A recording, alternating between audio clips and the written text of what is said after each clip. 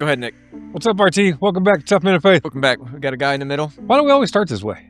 I don't We know. always man. start with us laughing. I don't know, because you do dumb stuff before we get on air. And Well, then I'm just thankful Blake's not recording yet. That's why you hired me to do this. You hired Hey, me. you get paid? No, I don't get paid. Okay. This has not been It's going to pay dividends, I hear, one day. Is it? I don't know. Yeah. My rewards in heaven, maybe? Is that it? Maybe. Okay. Putting up treasures in heaven? Is that it? For this podcast, I don't know. I don't but know. Maybe for some other things. Anyway, we got, if I may, Go ahead. You introduce we have Dr. Seuss Yeah, with us. Yes. How do you say your last name? Is that- Sousa? Sousa. Okay. Yeah. Okay. Yeah. So- But I've been thinking about Dr. Seuss jokes all day. And I walked in the house and I talked to Rachel earlier. I was like, so we got Josh Sousa, doctor, with us today. And she's like, oh, don't make that joke. It's stupid. I was like, well, I'm going to make it. I've been thinking about it all day. So Nick's Anyway. been thinking about you all day. So That's- I haven't seen you in a while. Yeah. No, And we you live haven't. like 3 miles from each other and we still don't run into each other. Now. Yeah. I Yeah. mean, we moved to your area, so literally it was 8 minutes from our house to yours. Nice. Yeah. Not bad. Yeah. Not bad Good. at all. We'll get you in to fill in when RT's sick or something. I'm down, man. Yeah, I'm right. down. It's close by. Yeah. So recently became a doctor. Yes. Very Pretty glad cool. to be done with that journey. Yeah, It was intense. I bet. And then wrote a book. Yeah. So the book basically is like all of the research I did for the doctorate, Okay. but just boiled down into a less boring version. Good. Yeah. Because Yeah. like academic work can be really painstaking to read. Yeah. So, yeah. Okay. And then didn't you just recently open a church too? So we're in the process. Okay. We've been doing monthly vision nights to Okay. kind of cast vision for what the church will be. Yeah. We launch in March Okay. 7th. Sweet. Yeah. That's excited about it, freaking yeah. awesome. a lot of changes. So we had you on a couple of years ago. Yeah. And Yeah. so you've had a lot of changes. And Yeah, for years, yeah. sure. Yeah. Yeah. I mean, I was still involved in the campus ministry world. Yeah. That was what I was doing full time. Are you still doing that? Yeah. So right now, more almost like part-time basis. Okay. We have someone we brought in to kind of take over. Nice. And so as he's learning what we do, I'm transitioning slowly out of what, that looks Okay. like, and then kind of gearing up for the church launch. Yeah. So yeah, it's exciting. Yeah, that's great. are you still doing the personal training? No. No, because you were doing that last time, right? little bit? I'm trying to think. So this is You're my taking third off for a little time, while. right? 3-peat. Yeah. So I think when I came on the second time, maybe I was freshly out of that. Okay. So I was personal training, but what I realized is unless you're like really jacked and cut up, Yeah. the only clients that want to work with you are senior citizens. Okay. That's And they don't pay well. And the truth is, like, the stuff I'm really excited about is like strength training, Yeah. with my powerlifting Yeah. background, but nobody wants to strength train at 70 years old. They do. It's just with a Yeah. lot less weight. Yeah. I mean, they'll come in and be like, can you fix my kneecap? And I'm like, no, that's the wrong kind of Yeah, that's not trainer." really what I do. I'm not that kind of doctor. Yeah. yeah. So no, I got out man, of you it. came over to my house because you needed more weights to lift one time. Yeah. Came over and It spent was- a couple hours on Friday. Which, by the way, your like home gym is awesome. Yeah. Have you ever worked out at his home gym? No, I've seen it, but He's I been don't- invited I don't work out there. I've never been invited. tomorrow morning, 5 o'clock. 5 o'clock. I had to switch to 5 o'clock. Why? This was probably a dumb decision, but so far it's been okay. So Okay. Karen and I have never been able to work out together. It's Okay. just not worked. Like, yeah. Because you try and push her, egg her on, to be better, and especially like once she I got, feels like you're yelling. yeah, I got in that CrossFit world for a while. Oh, Still yeah, enjoy yeah. it, right? Okay, But that's that's a different mentality When you maybe figured out that you should have went to the Air Force. than what she wanted to do for working out. And so when we would try, I would just be like, one more rep and, yelling at her. yeah. That's Yeah. not what she's looking for. I get So about 2 months ago, she wanted to start lifting weights. Yeah. And so she works out at 6 a.m. That's when I used to work out. So Yeah. now I get up, I work out at 5 a.m, Okay. get mine done before 6, Nice. hang out in the garage till she comes out. Then I'm just out there while she's working out. Not working out, just hanging out. Okay. It's actually went really well. Really? Yeah. That's okay. awesome, man. Yeah. She's been bench pressing. Yeah. I don't scream at her. Okay. All right. I don't encourage. That's where I messed up like the first time. And like Rachel got down to do bench press and she's like, all right. And she's trying to rack the bar back. I was like, no, you give me one more, Robertson. yeah. Come on. And she's like, we're never doing this again. This Yeah. is the last time. So, Yeah. But if you ever want to come over, Nick, like, all right. Yeah. Any I'll morning, come over yeah. at 6 so I can lift the lighter weights. yeah. I mean, Josh, I never used all my weights, but Josh was throwing them all up. Right. Right? Well, yeah. Listen, so What's your max deadlift? Deadlift That's is your big weak. one, right? That's your weak No, my one? bench is my best one. Your best. So yeah, I've never done this in a competition, but just like just like the gym, whatever. Yeah. 350 is what I've put Benched. up. Benched. Yeah. Remember, you're a pastor. Don't lie. No, I'm serious. I'm serious. They have a joke in the powerlifting world for the kind of lifter I am, because a lot of the guys that powerlift, like in my division Yeah. and weight class, all that stuff, they are going to be people that bench max 225, but they can pull a deadlift of 700 pounds. Yeah.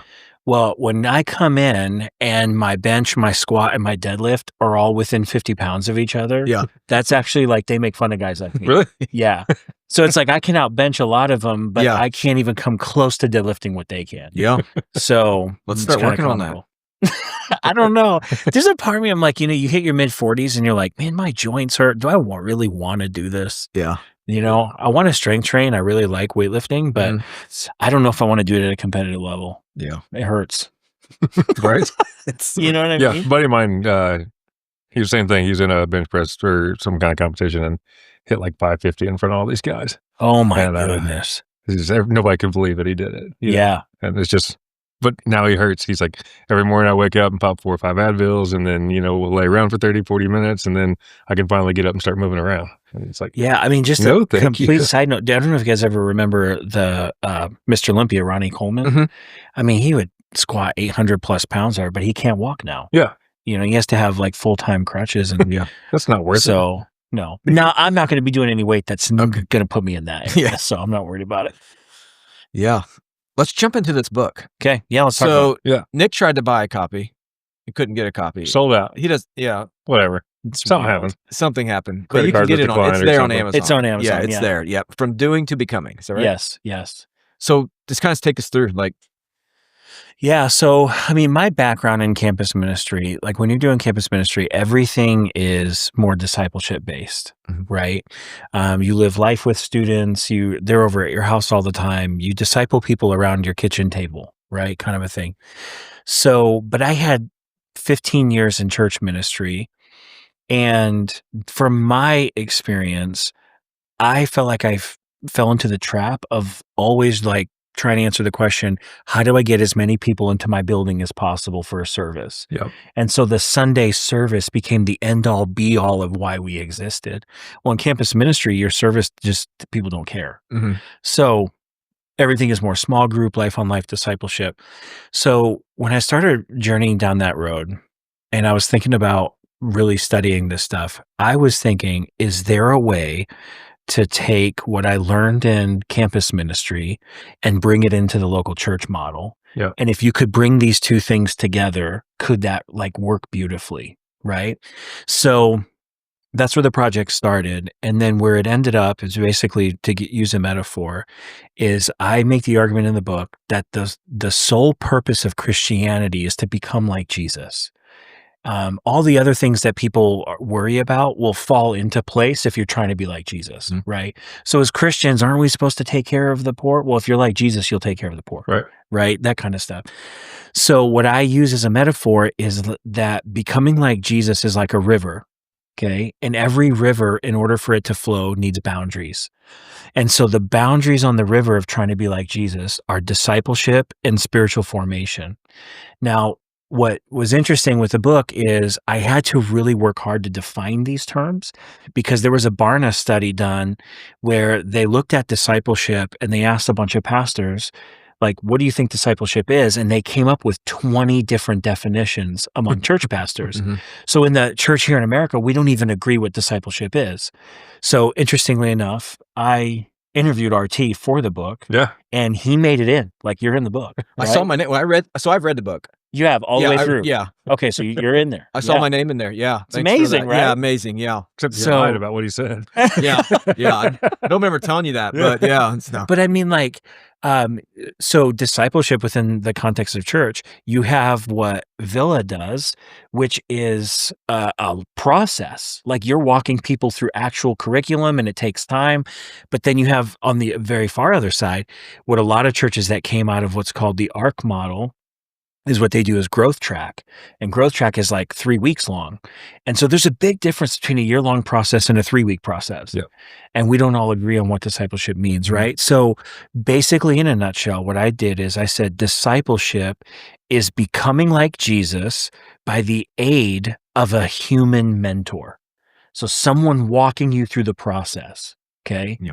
Then spiritual formation is the process of becoming like Jesus through the aid of the Holy Spirit. Yeah. And how you do that is you have to enact the spiritual disciplines in your life because that's how he speaks to you. Right. So Holy Spirit speaks to you in prayer time, in your scripture reading, in moments of silence and solitude and all the different spiritual disciplines. And so if you enact both of those, you'll work towards becoming like Christ. Yeah. So that's basic premise. So how does the title fit in that? So for me, the idea was that there is a part of what Jesus is doing according to Romans, where there's this juxtaposition between what happens in Adam and what happens in Christ, right? And so Jesus is working at undoing the things Adam did in humanity as our representative, right? So my thing is this: in the new covenant, to become Christ-like is to walk into your design of how you were made. So in other words, let me say it this way. Jesus becomes the prototype of what humanity is supposed to be like. He's the blueprint. So when I try and live like him, I actually become more human, not less, because he created a new humanity, right? And so the idea is by living like this and becoming like Jesus, I start to become what I was now designed to be in Christ. Does that make sense? Yeah, makes sense. Yeah. So who was the book? Is it written for pastors, leaders, or like who's your audience? Yeah. And I would say the audience is a little bit different in the book than in the academic side of things. So to put that in perspective, the book is really stripped down from the academic work. In academia, you have to be able to write real critically without, like, if I can say this, I didn't want to be a jerk. Does that make sense? Yeah. But you have to actually make arguments for things that you think don't work. So in the academic work, it was more a critique of how we do local church, how campus ministries function in the US. Like, these are things that I think are broken in the system that we need to try and fix. Yeah. I realized in the book that I wanted to turn around and sell was, if that was my angle, I think I was just going to tick a lot of people off and not probably help anyone. So I tried to drastically change the tone in the editing process to make it more palatable. So for me, it's for really anyone in Christianity, but there still are some things, as I'm sure you saw in the book, that are like, hey, I don't think this is the best way forward. So not that I think there's anything wrong with a church running a growth track, but I do think it's incomplete if that's your sole means of discipleship. Yeah. Does that make sense? It makes sense. So you're coming out of, you've done the academic work, you've wrote a book, you've spent a lot of time with pastors.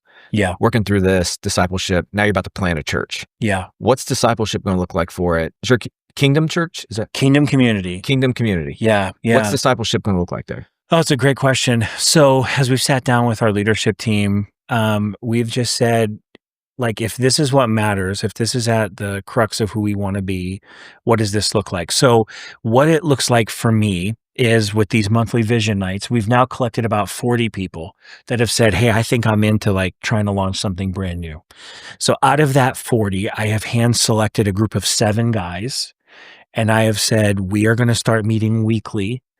And we're going to do this for a year. Every week, you're going to be faithful, commit, be there. And what we're going to do is we're going to walk very strategically through material that I think people need to know, right? So here's a prime example. I heard this today from a pastor that's actually just church planting in Montreal, which is like a very secular culture. And he was saying, in church right now, most people don't know what the foundations of our faith really are. For a lot of people, being Christian is like, I repeated a prayer and now I'm a Christian. But I look back at like the Nicene Creed, and it's like, to be a Christian was to say, I believe all of these things. So for part of our process, we're going to probably walk through the creed and be like, do you agree with all this? Because this is what it is to be Christian, right? So we'll do that for a year. Then the goal is, of the guys who are the most faithful, the most available, the most teachable, they really have like what we've tried to instill. Yep. The challenge is, now I want you to go take 6 or 7 guys, and I want you to do this do the for same them thing. as it was done for you. Yep. And we just keep replicating the process for men, women. But we're even talking about, we're going to do this in our kids ministry. So what we're going to do is we're going to take the youth ministry. They might have like a separate night they meet, but we want them to strategically volunteer in kids ministry and see them as being disciple makers of the next generation. And we want to keep replicating that process throughout the whole entire church. Yeah. So that's the goal. I mean, people are like, do you think it's going to work? And I'm like, oh, we're going to try it. Yeah. And I think if we signed a year lease, so we'll see. yeah, I think honestly, RT and Nick, if I'm being really transparent, the thing that makes me wonder if it'll be like the really big obstacle is American culture. Yep. There is an aspect to discipleship that it is communal. Like, you can't do your faith alone. Right. But America is so individualistic. Yeah.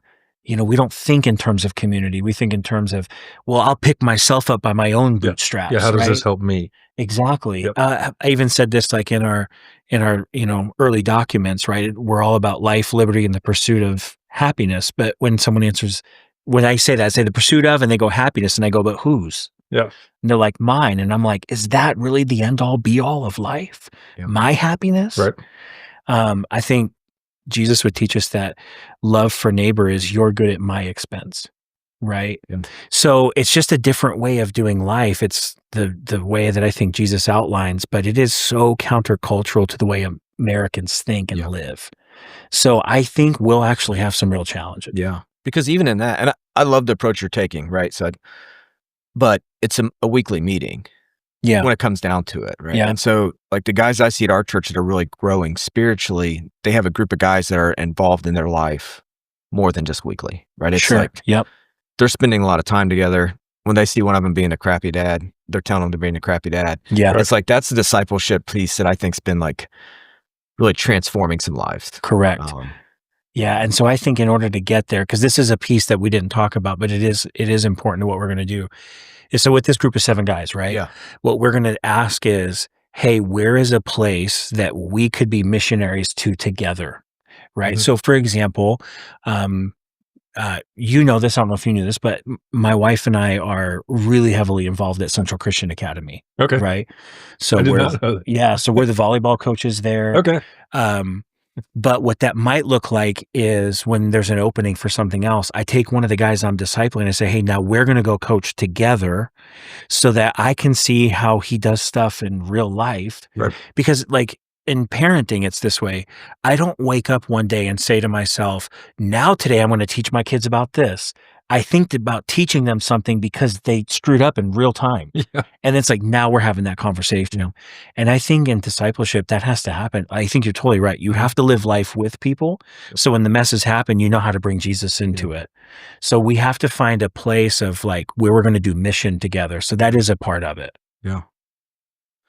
Yeah, It's kind of something I was just talking about. I think me and RT just talked about it too. It's like almost back to small groups again. Like, you know, I feel like since COVID, we just kind of got away from small groups. Like it just, something just went to the wayside. And it's like all of a sudden I find myself in a weird place in life where I'm like, I miss having a small group of guys that meet regularly that, you know, guys to vent to, guys to open up to, guys that push you to be better dad, better person, better Christian, work out more. It's like, you know, I miss that part. And it's like, wait a minute.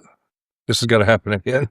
No, I think you're totally right. So if I can ask a question to you as a church leader, I feel like what we saw more after COVID was like the push towards what even people are calling online church.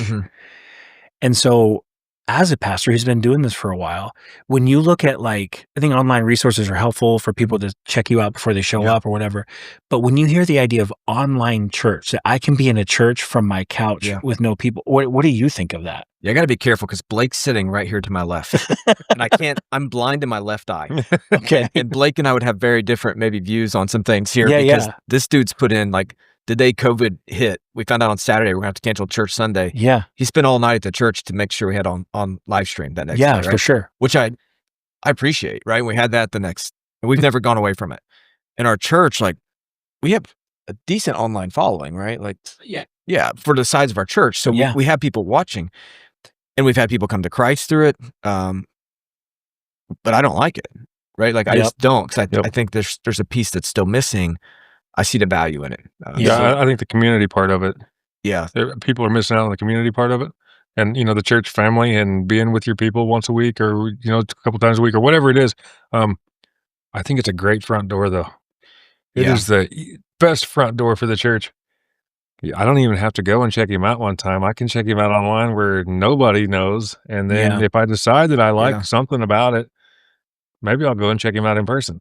Yeah. I check them out. And I say him because, like, the first time we went to that church, like, it's like, we pulled up, I saw Baptist church out front. I was like, I told you I'm not going to another Baptist church.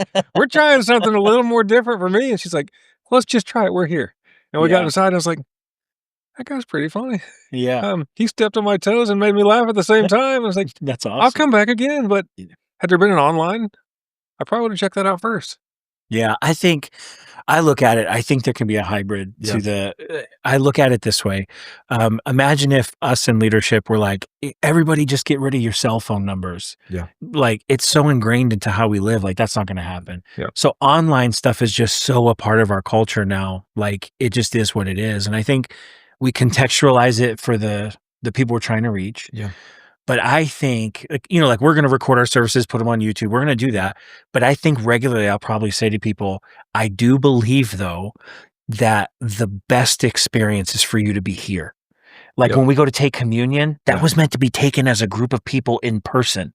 You know what I mean? Yeah. Not run into your pantry real quick. Grabbing the Wonder Bread. The communion would be better than what it was, the juice at our church last week. Yeah, I think it was fermented. It was not fermented. But it was gross, man. Drink according to your conscience. Yeah, it was. So I was on stage. I was the one leading it that Sunday. And we switched to these new communion cups because we had these old ones. People didn't like the way they tasted. It's like old Colvin ones that's left over. Yeah. We paid the premium price and got them. Like, this company puts out these new ones. Got it. The first time they're good. The second time, I'm sitting on stage and I watch everybody taking it. It looks like everyone put a warhead in their mouth. And it was a family Sunday, so we had our kids in there. Kids were spitting it out. It was awful. Anyways, back to the online. Yeah. So you'd probably know this more than me. You work with college students, but I was meeting with a college student today. Goes to the school you ministered to. Yeah. Strong believer. Just asked him, like, hey man, are you getting connected to people and stuff? His connection to a lot of people is he plays video games. Yep. But with some other believers. And I don't play video games, so I don't understand that world. Yep. But they have conversations while they're playing. Yeah. And so he has friends that he doesn't see in person that go to the same college he goes to. Yeah. That lives blocks down the street that he's playing with all the time. Right. Having godly conversations with, and he would consider them friends. So to me, it's like I don't want to become that old person, because we've seen it on certain other things. You grew up and you've seen in the church world. Like, there's things like the generation before us didn't want to embrace. Like, no, eventually you got to embrace that. Like, the words are going to be on the screen. They're not always going to be in the hymn book. It's not worth fighting about. Right. So online church for me, I don't want to drag my feet and say it never has a place, because this generation of 18 to 22-year-olds, they think drastically differently about community than I would. So yeah, I think that's true. I think the thing that's hard in the culture we live in now as a pastor is always trying to figure out what's worth fighting for and what's worth fighting against. Mm-hmm. And sometimes I don't know that we get it right. That is true. Yeah. But I'm trying to figure that out. Mm-hmm. Something else too. When you guys take a vacation as a family, like you will visit a random church. Yeah. If you're out of state on a Sunday as online church, on like our live stream at church, does that change that for you guys? It has. Well, two things on that. One, for my family, it has, because my daughters now, I still want to go to another church. Yeah. Like, let's sit in the hotel room and watch the service. And then what I found for our church members, they're watching online when they're on vacation. Right. The place I'm seeing this change, so I'm a reserve Army chaplain, right? Yep. So we're not active all the time. But when I first came in, we go for a drill weekend. I'd offer a worship service on Sunday. The ones that are Christians would come. The ones that want to get out of training would come. Now what's changed is the solid believers. They're not coming to my worship service. They're watching their service online. Okay. which I appreciate. Right. Like it's like, because they're connected to that If you're not community. coming to mine, at least go somewhere. Because they're connected to that If you're not community. coming to mine, at least go somewhere. And I think it's almost better for them at times to watch theirs, because that is their community. Yeah. I mean, like, right, if they get sick and go to hospital, or someone passed away, like that pastor's who's going to be there for them. So yeah, there's a ton of benefit to it, but the discipleship piece, man, maybe you need to write another book on that. Like, what does discipleship look like? Because some churches have online pastors now, right? Like, and it's becoming more of a thing. I just wonder, it's one of those things where it's like, if it's going to happen, if culture is going to steer that way, then I think we have to contextualize the gospel for that audience. But I do wonder sometimes if something will be lost if we move that way all in. Yeah. Does that make sense? It does. Because there's just something rich about being together. Yeah, I think the community part is just as good as the teaching part. Yeah, I mean the best part about Villa is not the preaching on Sunday or the music. The guy that sits second row with commentary. No, at our church, like when we have visitors come, the comment we always get is like, after the service, no one leaves. There's a handful, it's ready to eat. Different reasons got to get out. 30 minutes after service, 75% of people are still hanging around the auditorium. Right. That's amazing. Yep. You know, I leave. I'm always like, there's a like, even I've seen some new people here lately, and somebody's got a hold of them a few times, and they've stuck around for 20 minutes afterwards, talking and hanging out and figuring out, who they are and what they're about. And it's like, this is cool. Somebody that's been coming here for 3 weeks is starting to feel part of the community. Yeah. And it's been really good. Yeah, but maybe there's some virtual hangout you can have after service. I don't know. So, is there a virtual weightlifting hangout? Maybe. Can we do that online? Will you scream at me? Yeah, we can do that. Come on, Dr. Seuss. Give me one more. Come on. Man, I can't work out with you because your bench is so much I can't even pip it off your neck, man. No, you could help me because the conditioning is where I need help. Yeah. And if you have a CrossFit background, that would be awesome. Yeah. Great. We'll see you at 5:00. Right. Yeah, but except I'm not going to do that. Yeah. So just talking about, so we've talked about discipleship, the spiritual formation side. Yeah. If there's a guy whose faith is feeling dry, not connected, just struggling in life, what would be your recommendation to him? So what I have found is, I think there's certain spiritual disciplines where people easily connect. And I think some of that is based on like maybe personality type or whatever. So here's a prime example. How I grew up in a church that was like, you would have thought the only spiritual disciplines that existed were reading the Bible, praying, and fasting. I never even heard about the other ones. And I'll never forget, I met a Lutheran pastor one time. And we were sitting down, we were just having a conversation. And he was like, have you ever tried the spiritual discipline of silence and solitude? And I was like, I'm pretty sure you're making that up. Right. Yeah. and I was like, and he's like, no, I talk too much. Yeah, exactly. Yeah, I tell my kids that too. And I was like, what does that even look like? And he was like, you go spend time in nature and you just sit in God's presence. And I'm like, isn't it like what hunters do? And I was like, exactly what we did. But I was like, but maybe that's why every hunter I've ever met loves hunting so much. Because I'm like, how much time are you actually getting a deer? And the rest of the time you're just in a tree stand sitting there. Yeah, the best part when your phone doesn't work. Yeah. And then you have to be present. For sure. So what I did was I was like, there is a part of me that's always been captivated by nature. So I can always remember is like being the kid that would stand outside and just look at the stars and just be captivated by the night sky. And so I thought maybe there's something to this. So I started developing a regular discipline of hiking trails throughout like state of Indiana, right? And I'll just be like, Lord, it's just you and I here. And as I'm hiking, if you want to speak to me, feel free, but I'm available. And what I have found is like some of the biggest decisions in life I've ever had to make happened on those hikes. Yeah. Where I felt just a peace about like, this is the next step we take for our family. Yeah. So what I have found is like silence and solitude is like my all-time favorite spiritual discipline. I love it so much. Yeah. And to the point where I have enacted that discipline, like in my home, for example, I have areas of my house set up in such a way that create a place for me where it's like, it feels like kind of a refuge from the outside world, if that makes sense. Yeah. So I have a seat with the fireplace and it's comfortable furniture. That makes me sound like I'm out in the woods. And I mean, this might sound crazy, but like I only get the like the candles with the wood wicks, because it sounds, you can hear the crackling of the fire, right? And then that's when I read my Bible, is in that kind of a setting. And I've just found that my spiritual life has gotten so much richer by being so much more focused on even environment in that. Yeah. You know, if that makes sense. Yep, it does. So I read a book by Donald Whitney. He wrote a book on spiritual formation. Yeah. And one of the things he pushes in that silence and solitude. Took a class, and same thing is like, you got to go out to the woods for 4 hours. They made us do this. Yeah. It's my least favorite spiritual discipline. Is it really? What, if I you don't mind me asking, because what's I your struggle favorite? with it. So apart from like reading the Bible, praying, fasting, it'd be journaling. Okay. For me, that's quick. Yep. And I know I need to practice silence and solitude, but for me, it's a battle to do that. Sure. Right. For me to go sit in a room and do nothing, Or sit in the woods. I battle with that. So let me ask you a question. Personality wise, are you wired to be like a go-getter? Like, I want to get things done. Yeah, like, very I have trouble task-oriented? stopping. Yeah, he's 100 miles an hour. Gotcha. All the time. But what happens, like if I don't take that time to pull back, like my friends, my wife, those around me will notice like, man, he needs to slow down a little bit. So is it okay that I ask questions? Go ahead, man. So, yeah. You're asking a lot better questions than I asked them. You're good. I usually just ask Nick questions. So, because I'm wired like you. Yeah. So my question is this: have you ever had a place in your life where you're like, I actually hit burnout? Has that ever happened? Yeah. It has.